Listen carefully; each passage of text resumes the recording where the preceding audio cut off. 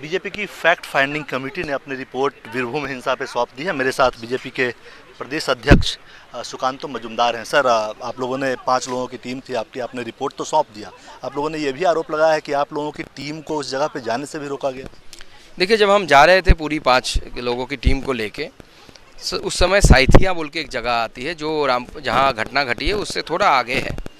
उस समय पूरे रास्ते को जंप करा दिया गया, पूरे जो ट्रक और डंपर्स थे उनको खड़ा कर दिया गया, वहाँ पे खड़ी कर दी गई और उनके जो ड्राइवर थे उनको बाहर निकाल के बोला गया कि आप यहाँ से भागो। यहाँ तक एक डंपर में का एक ट्रक का में हमारे सामने ही हुआ, ड्राइवर को उन लोगों ने खींच के बाहर निकाल के भगा दिया। तो इस तरीके से जब विरोध हमें जाने के लिए वहाँ पे रोका गया, उसके बाद हम जब उतर के अपने गाड़ी से उतर के पैदल चलने लगे, उस समय टीएमसी के कुछ लोग आ गए और आके कम से कम 100-150 लोग आके हमारे ऊपर लगभग हमला करने की सिचुएशन, असॉल्ट करने की सिचुएशन, आप लोगों को रोकने की कोशिश, पूरी तरह से रोकने की कोशिश की गई, क्योंकि सच जो है वो पूरे देश के सामने नहीं आए। इसका उद्देश्य था क्योंकि पूरे देश में एक अलग किस्म की डेमोक्रेसी है, वहाँ पे कॉन्स्टिट्यूशन काम करता है, इंडियन पिनल कोड काम करता है, बट ये हमारे लिए शर्म की बात है कि पश्चिम बंगाल में ना डेमोक्रेसी है, ना कॉन्स्टिट्यूशन काम करता है, ना आपका इंडियन पिनल कोड काम करता है। रिपोर्ट में इस हिंसा के लिए कौन दोषी है आपकी रिपोर्ट के हिसाब से? देखिए, इस रिपोर्ट में हमने जो दिया है, पूरा बैकग्राउंड दिया है, इसमें बहुत सारे लोग जो अपने आप जुड़े हुए हैं, इसमें टॉप मोस्ट टीएमसी लीडरशिप भी जुड़ी हुई है और ये सीबीआई के इंक्वायरी से भी सामने आएगा, क्योंकि we need proof to proof that.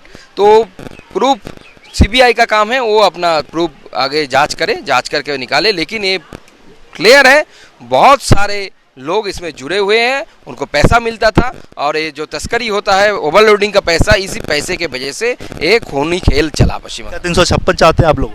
देखिए, हमने सेंट्रल इंटरवेंशन मांग किया है under the Indian constitutional structure, और हम चाहते हैं कि लॉजिकल एंड तक पहुँचे। 356 obviously it is a part of our constitution, तो it is the prerogative of the home ministry to decide what will be suitable for the West Bengal.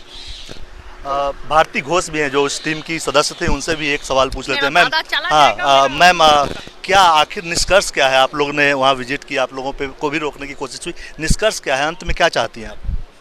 अंत में हम यही चाहते हैं कि लॉ एंड ऑर्डर बंगाल में वापस आए और हर आदमी जो बंगाल वासी है, बंगाल में जो रहता है, वो सुरक्षित फील करे, उसको अंदर से लगे कि हम सुरक्षित हैं और उसको अंदर से लगे कि हम रास्ते के ऊपर खड़ा होके कुछ बोल सकते हैं। हम कुछ बोले और तुरंत पुलिस आए, हमें पकड़ के लेके जाए, नहीं तो घर का ऊपर अंदर आए अनीस खान जैसा, और घर का अंदर आके जो रक्षक है वो भक्षक बने और मार दे, नहीं तो हमको जिंदा जलाए दिया जाए और पुलिस कुछ ना करे।